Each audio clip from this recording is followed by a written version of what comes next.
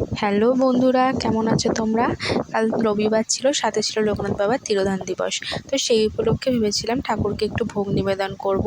তাই সকাল সকাল স্নান সেরেই চলে গেছিলাম পুজোর রান্নাবান্নার জন্য। ওদিকে প্রথমে পায়েসটা বসিয়ে নিয়েছিলাম, তারপর আরেক দিকেতে মশলা কষিয়ে আলুটা ভেজে নিয়েছিলাম, তারপর মশলা কষিয়ে আলুর দমটাও বসিয়ে দিয়েছিলাম।